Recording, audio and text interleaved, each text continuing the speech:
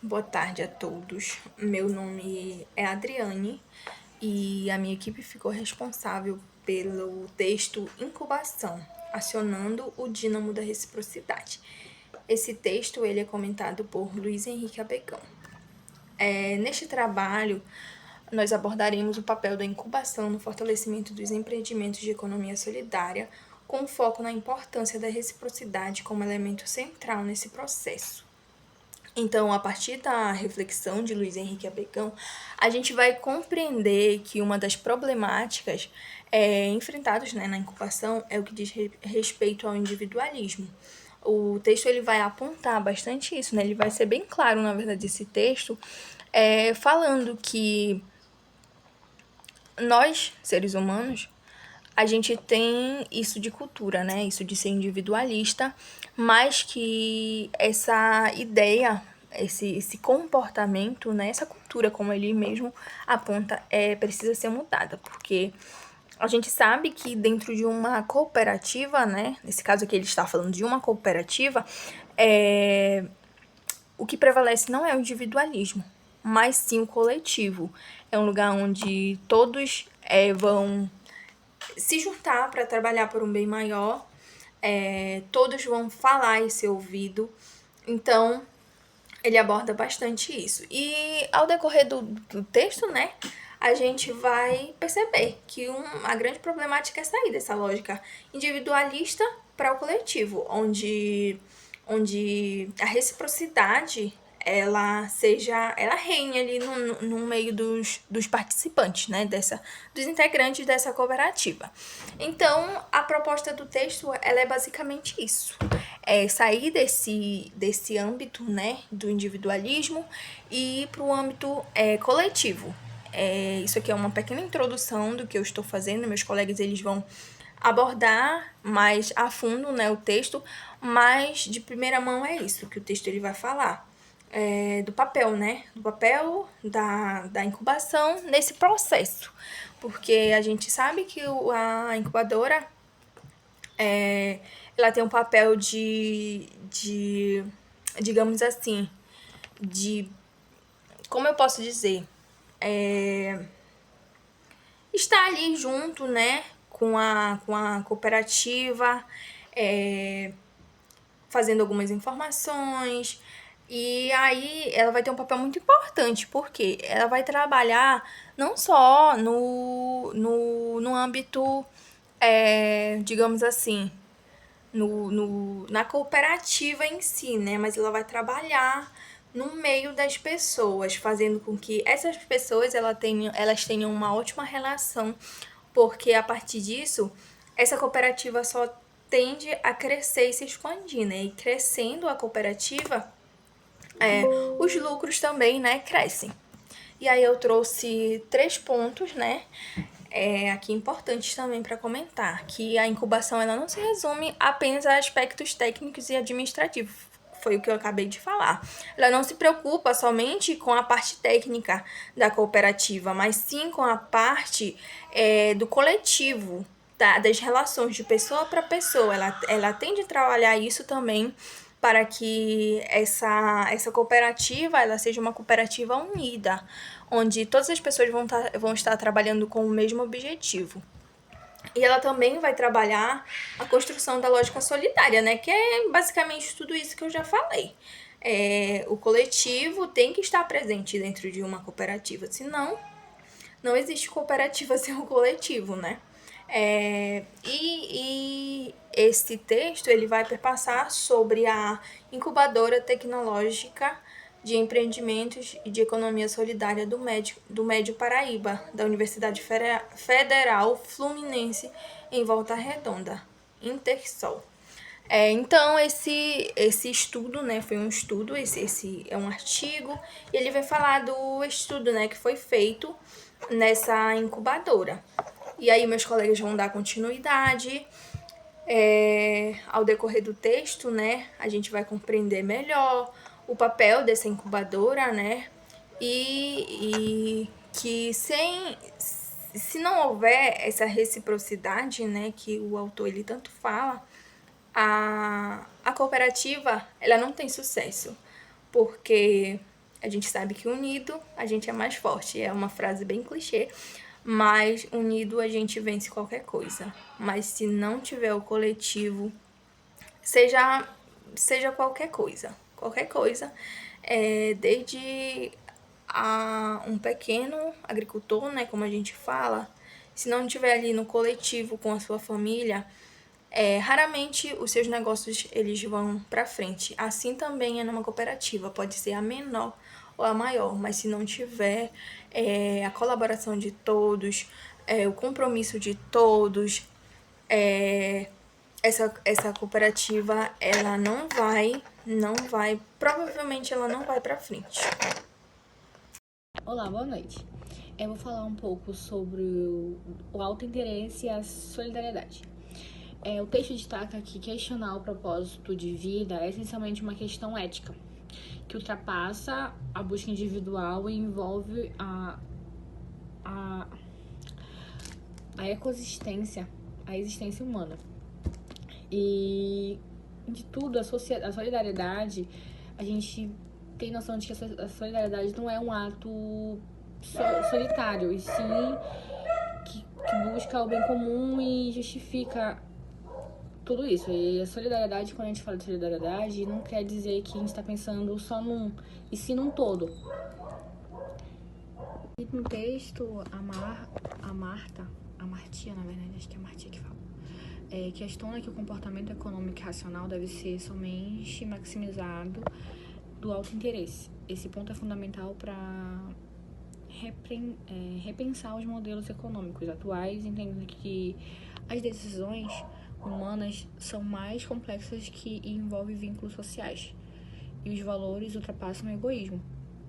Como eu já disse no texto anteriormente, quando nós falamos de solidariedade, do autointeresse, o autointeresse já se diz, autointeresse, a pessoa está buscando interesse só para si. E a solidariedade não, ela perpassa por buscar melhorias e de tudo um pouco para um todo, não só para si, para uma pessoa só. E é isso. Primeiramente, boa tarde. Eu irei falar do tópico do autointeresse, a solidariedade, que vamos pontuar aqui algumas questões.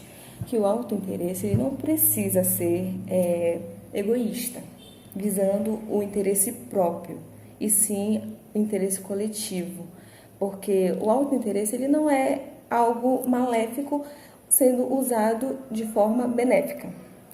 Por um exemplo, vamos aqui pontuar.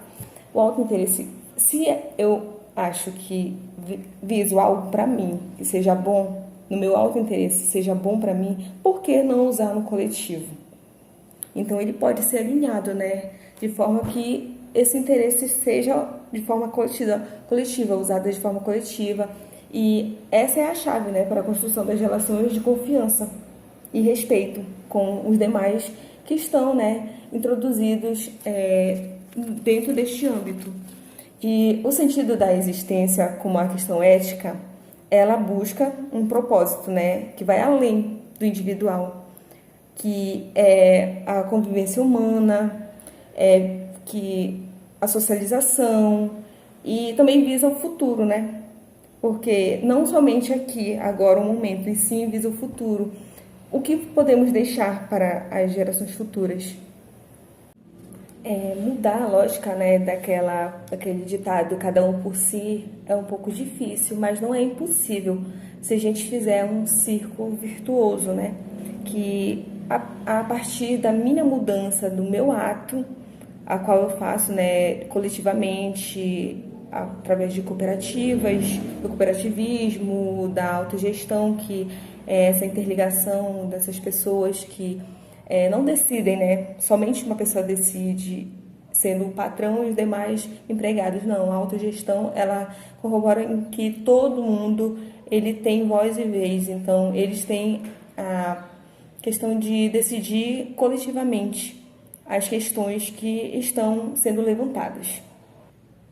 Daí vai a questão, né, que solidariedade gera mais solidariedade. Então, se esse círculo virtuoso ele for bom, obviamente outras pessoas elas irão fazer. Olá, eu me chamo Débora e eu vou falar um pouco sobre o círculo virtuoso da reciprocidade. O empreendimento deve atender a 3 condições mínimas, que são a atividade econômica, a cooperação produtiva e a autogestão. A atividade econômica é um empreendimento onde devem ser realizadas atividades econômicas com produções de artesanato, agrícola e industrial. A cooperação produtiva são atividades feitas coletivamente, além do âmbito familiar, e ela deve ser realizada desde insumos, produção e comercialização. Já a autogestão são onde todos os sócios participam e todos têm a tomada de decisão. Então ali é um capital social e coletivo onde haverá compartilhamento de lucros e prejuízo.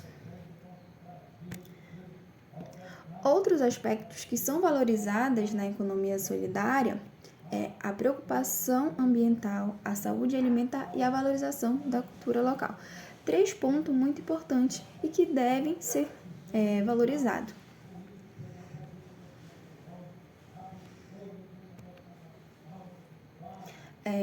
O texto propõe uma reflexão sobre como cultivá-las para que o círculo virtuoso da reciprocidade funcione. Ele questiona, por exemplo, como organizar a atividade econômica, com base na cooperação produtiva e divisão rígida entre planejamento e execução, e como garantir a qualidade dos bens e serviços em um mercado competitivo. Então, é nesse ponto que no caso, o círculo virtuoso da reciprocidade quer destacar no texto. Boa tarde, eu sou Paulo Henrique, e vou contribuir também um pouco com a minha parte sobre o nosso assunto, que vem dizer sobre conduzir a partir da cooperação produtiva, que é considerado não haver necessariamente a divisão entre planejamento e execução, e como agregar isso à garantia das exigências necessárias ao bom desempenho e à qualidade dos bens ou serviços produzidos e comercializados, haja vista que empreendimentos econômicos solidários disputam o mercado com empresas capitais. Como nós podemos ver nessa parte do texto, ele diz que a nossa economia, a economia da feira solidária, ela não disputa lugar com os mercados capitalistas, porque as feiras elas são para o bem das pessoas da comunidade, daquela comunidade, e não para fazer exportações para grandes empresas, como as empresas capitalistas. Então, as empresas capitalistas, elas buscam um lucro para um dono, onde os funcionários, eles trabalham para aquela pessoa. E a Feira da Economia Solidária, não. Ela trabalha em prol, onde todas as pessoas que estão lá produzindo seus alimentos, os seus bens materiais, é para todos. Então, se todos crescerem, se der certo, todos crescem. É diferentemente de uma empresa capitalista, que só é o patrão que tem o lucro. Os empregados todo mês recebem seu salário e pronto. Aquele lucro é todo para o patrão. Essa que é a diferenciação. E uma diferenciação também muito grande, como diz no texto, é que as empresas capitalistas, antes de ela executar qualquer plano, elas vão estudar aquilo que eles vão executar. Como assim? Fazendo um plano com marketing, com a produção, se aquele produto vai dar certo ou não. Diferentemente da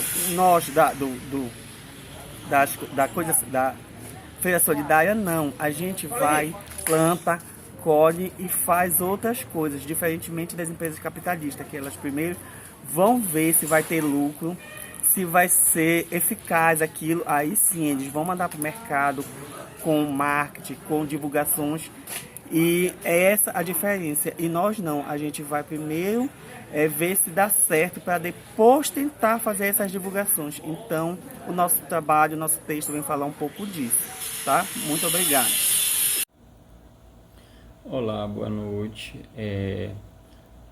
Eu irei falar aqui do tópico dos desafios e oportunidades da autogestão no empreendimento econômico. Então, a autogestão, ela é basicamente, né, um jeito de trabalhar onde ninguém manda sozinho, né? Não tem aquele chefe que decide tudo.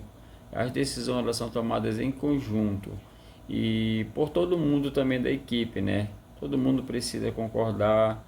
Então, aí agora para essa coisa dar certo, né? Tem um segredo que é a confiança.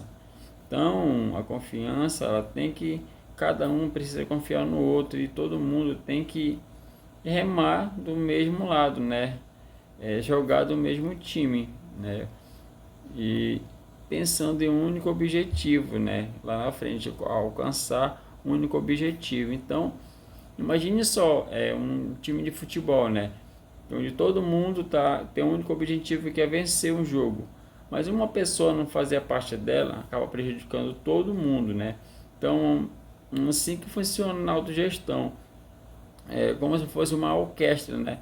Cada instrumento com sua função, mas todos criando e em busca de um único objetivo, né? E os desafios da autogestão, né? O maior desafio da autogestão, né, segundo o texto,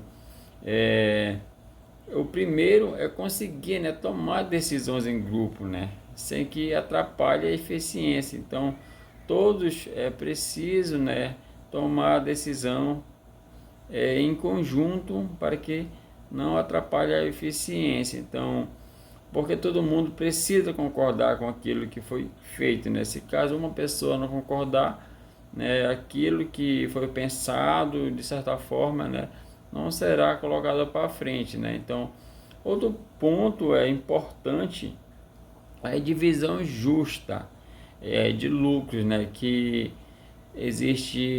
requer, né, na verdade, muita responsabilidade. Então, para ninguém se sentir sobrecarregado ou injustiçado de algo, o mais importante de tudo, né, é fortalecer a comunidade, é buscar algo que vai beneficiar todo mundo. Então, porque as pessoas elas precisam, né, disso. Então,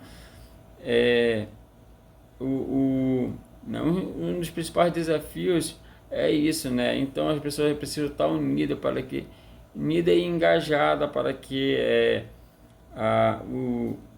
essa parte, né, da parte financeira ela possa funcionar bem. E remuneração justa, né? Então, para todo mundo se sentir parte do negócio, né, e se dedicar, né, de verdade, né, a divisão de lucro ela precisa, né, ser justa e transparente. Então, todos precisam saber como os lucros são calculados e como a divisão acontece, né? Então, isso não é só dividir igualmente, né? Precisa levar em conta o tempo que cada pessoa trabalhou, a responsabilidade de cada um, né? O tempo que a pessoa se esforçou, né? Então, tudo isso que é uma responsabilidade, né, da autogestão.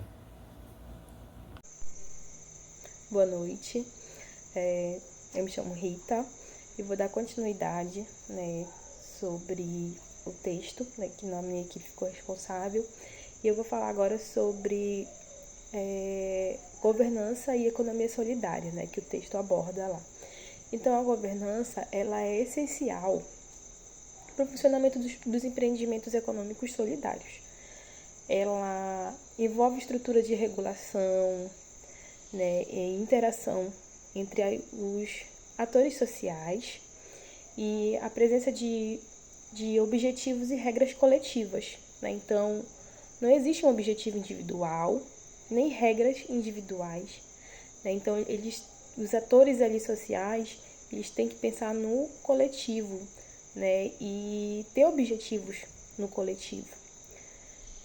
E tudo isso deve ser construído a partir de processos democráticos e transparentes. Então, as tomadas de decisões não são feitas somente por um, né? Então, elas são feitas de maneira democrática, onde todos devem participar, né? Devem dar suas opiniões, ser ouvidos e ouvir, né, os seus companheiros e tomar essas decisões democraticamente e de forma transparente, né? ali todo mundo presente. O texto também ele fala sobre participação e emancipação. A participação cidadã e horizontalidade nas decisões fortalece a democracia e promove a emancipação política. A governança participativa permite conquistas coletivas e qualifica as ações dos empreendimentos solidários. Então, como essa governança ela é de forma democrática e coletiva, as conquistas também vêm para o coletivo, né? Elas não são individualizadas. Então, quando uma conquista vem, ela não vem só para um, ela vem para todo o coletivo. Capital social e compromisso coletivo. Quando se fala, né, desse capital social, ele é simbólico, né, e imaterial.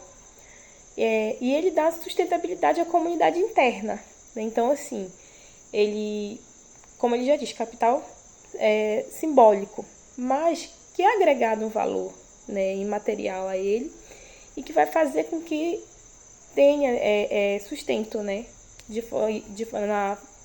internamente. A vivência da governança coletiva, ela fortalece os laços entre os membros e ela amplia o compromisso com os objetivos comuns.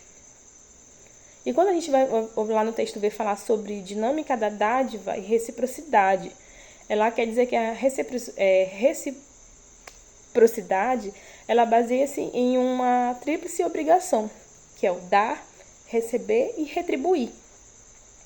Então aí a gente vê que essa tríplice obrigação, né, que é o dar, receber e retribuir, cada uma dessas tem um foco, né? E o dar, quando ele fala em dar, nessa lógica do funcionamento interno, né, dos empreendimentos solidários, o dar ele vai a partir do esforço individual em prol do coletivo, né? Aí então assim, eu vou fazer a minha parte, mas buscando, né, o sucesso do coletivo, do grupo.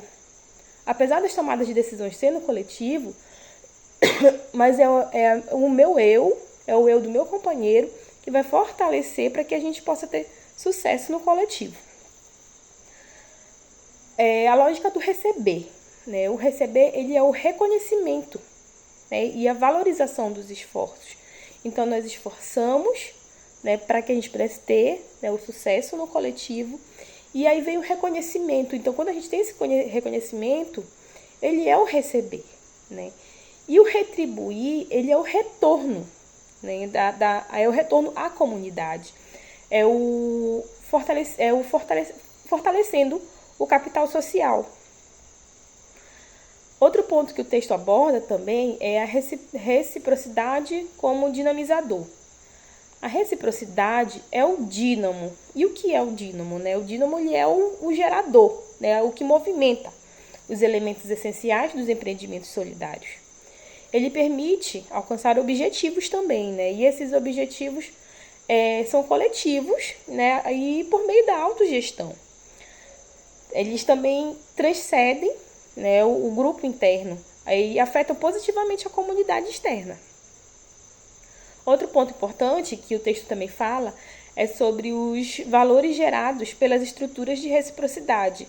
Então, eles produzem não só recursos materiais e saberes, mas também valores, né? Valores afetivos e éticos, como confiança, como equidade, como justiça, e também sentimentos de pertencimento, né? E solidariedade, que vão dar um impulso à produção de valores tanto espirituais e sociais. E, por fim, também ainda nessa parte do texto, ele fala sobre compromissos da economia solidária, né, que ele tem os seus estímulos, né? Então, as redes de cooperação entre empreendimentos é um dos estímulos, né? Também a gente vê que tem o respeito, né, ao meio ambiente e a minimizar os impactos, né, que são causados ao meio ambiente. Também temos a valorização, né, que é a valorização do território, que é a valorização das culturas, dos saberes locais. E também, com tudo isso, um dos compromissos dessa economia solidária é estimular o desenvolvimento local de forma sustentável. Oi, gente. Bom, eu fiquei com a parte acionando o dínamo. O que é o dínamo, né? É o título. Dínamo, ele quer dizer que a gente tem que juntar 2 tipos de atividade. A cooperação produtiva com a atividade econômica, né? Porque nessas grandes empresas, eles fazem o quê? Eles só querem produzir e vender. Aí eles fazem... como eles fazem muitos produtos, eles saem no prejuízo. Porque cada produto tem aquele tempo determinado de validação, né? Aí, no caso, se eu tiver uma loja de sapatos, aí eu faço 1000 pares de sapato. O que eu tenho que fazer? Eu tenho que movimentar a minha venda para vender todos esses sapatos antes que ele saia, antes que eu perca, no caso, esse produto.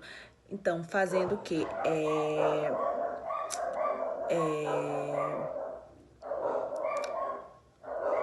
Promoção, vender pela metade do preço, para evitar esse prejuízo. Isso é nas empresas.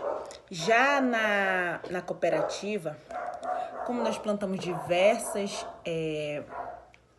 tipos de produtos, assim como para consumo e para venda, aí sobra. A gente não vai evitar esse prejuízo, no caso da roça, né? A gente não vai evitar esse prejuízo. Então, o que a gente pode estar fazendo, o que a gente pode tá fazendo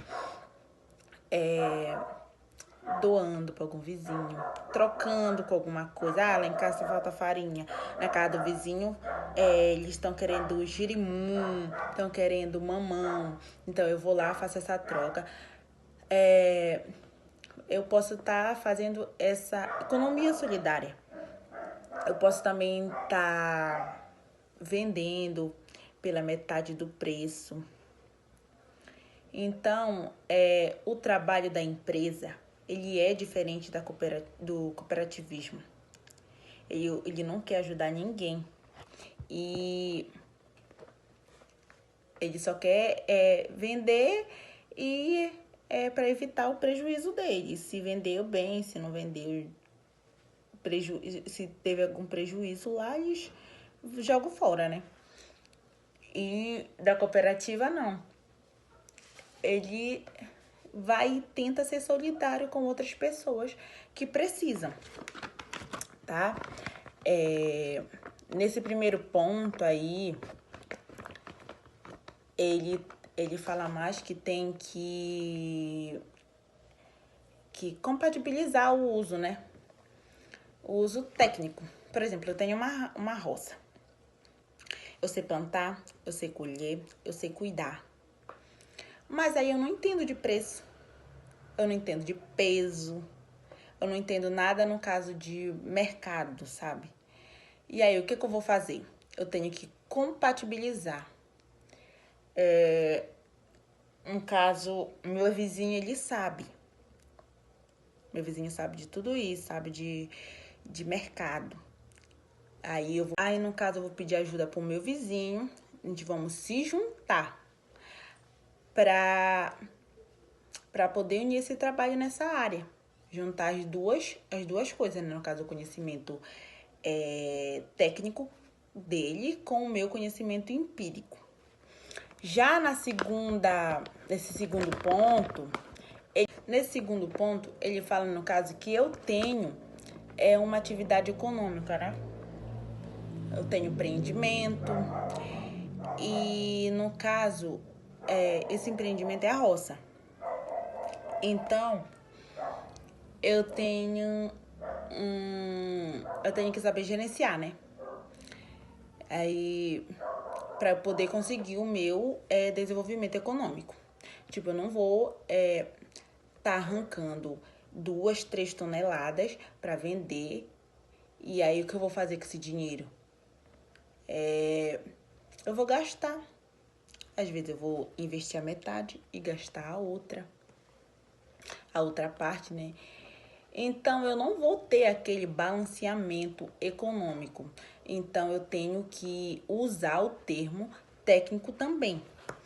E nesse terceiro ponto aí, aqui ele quer dizer que no meu entendimento empírico, eu não vou trabalhar sozinha, no caso, eu não vou fazer as coisas do meu jeito, como eu sei. Então, eu vou precisar de uma tecnologia mais avançada. Por exemplo, se eu quero arrancar 3 ou 2 toneladas de mandioca, eu não vou arrancar na mão, eu não vou arrancar deliberadamente, porque eu não sei o tanto. Eu não vou saber se já arranquei as 3 toneladas ou 2. Então, eu vou me juntar. Eu vou me juntar com o meu trabalho, com esse trabalho, né? Eu vou me juntar, no caso, esse trabalho das máquinas com o meu conhecimento empírico. Conhecimento, no caso da tecnologia, com o meu conhecimento empírico. Aí eu vou contratar um trator. Sim, eu vou contratar um trator especializado para essa colheita de mandioca. Eu vou chamar uma pessoa que ela saiba pesar, para ver a quantidade que for, né? Então, eu tenho que ter essa noção de tecnologia e conhecimento. Boa tarde a todos, boa tarde, professor e colegas. Eu sou a Samara e eu fiquei responsável pelas considerações finais deste nosso seminário. Antes de iniciarmos a conclusão, eu gostaria de atentar para 2 pontos importantes encontrados neste artigo estudado. O primeiro ponto é apontar para a necessidade de compatibilizar atividades de caráter técnico com ações direcionadas ao fomento e ao fortalecimento.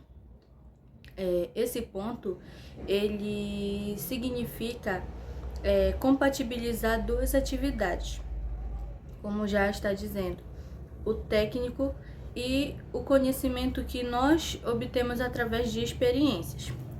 Podemos exemplificar na questão de uma cooperativa que faça a prática da criação de peixe. Então, as pessoas que trabalham nessa cooperativa, elas já têm uma experiência adquirida de geração a geração, de tempos que ela trabalha na criação de peixe, os membros dessa cooperativa. Então, o líder ou algumas pessoas que estejam mais à frente dessas outras pessoas, eles podem convidar um técnico para ensinar como se faz a criação de peixe adequada, com os conhecimentos técnicos. Então, quer dizer, o conhecimento técnico que essa pessoa é responsável por ensinar a criação de peixe, não quer dizer que ela vá invalidar o conhecimento daquelas pessoas que trabalhavam na cooperativa, mas sim ela vai contribuir e especializar essas pessoas que já conhecem sobre a criação de peixe. Então, eles já têm o conhecimento de experiência, então eles vão fazer o quê? Eles vão complementar o conhecimento deles através de técnicas, experimentar novas técnicas, novas dinâmicas, verificar o tanto de ração que a gente pode colocar para o peixe, o tanto de oxigenação. Então, acontece isso, não é uma mudança de conhecimento, mas sim um aperfeiçoamento desse conhecimento. Por isso, a importância de compatibilizar conhecimento técnico e conhecimento adquirido a partir de experiência. O segundo ponto são os desafios de lidar com personalidades múltiplas de atores e a complexidade da racionalidade humana. Também se tratando dessa cooperativa, são muitos membros, muitas pessoas, então muitas mentes. Então é um desafio lidar com a opinião de todos.